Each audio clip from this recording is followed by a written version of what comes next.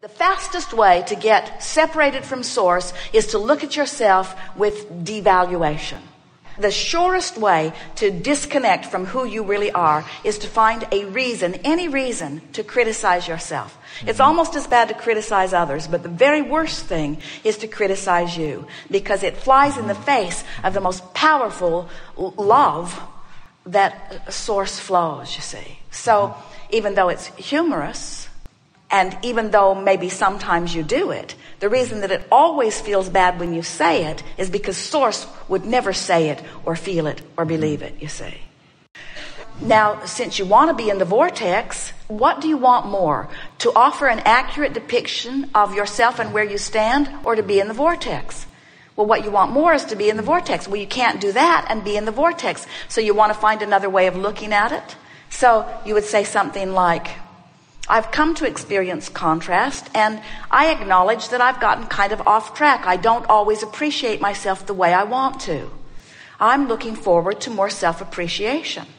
That sort of turns you in the direction of the vortex.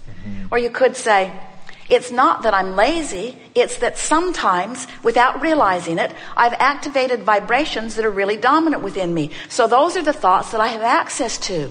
And so it's not that I'm a slacker, it's just that law of attraction cues me up with these thoughts more easily than these thoughts, because I didn't know to focus in that way. Now I understand the vortex. Now I understand who I am. I have more desire to direct my thoughts into things that feel good. I like realizing that my emotions are guiding me into alignment. And I like knowing that negative condemnation of myself and the feeling that comes as a result of it means that these thoughts are way off base.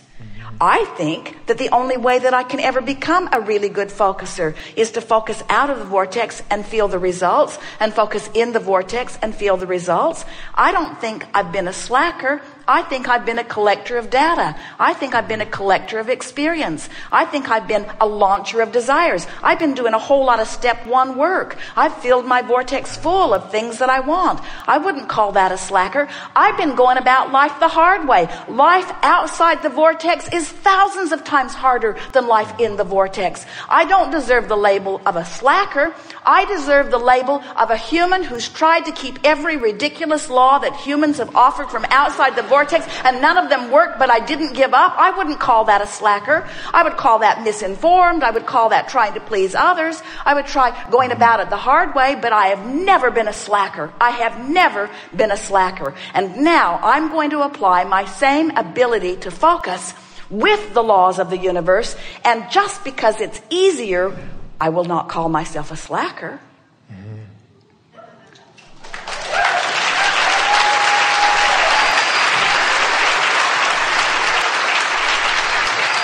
I'm going to utilize the energy that creates worlds. I'm going to use the leverage of alignment. I'm going to discover what a cooperative universe is really like. I'm going to be in the vortex, thinking my way into alignment, thinking my way into productivity, and thinking my way into the success that I want, thinking and feeling my way there. And others looking at me who see me no longer paying the price of being out of the vortex, they're going to call me the slacker. They're going to say, how in the world can things be so easy? You do not look like you're paying the price at all anymore. And then I'll explain to them, I was all confused about this slacker thing too.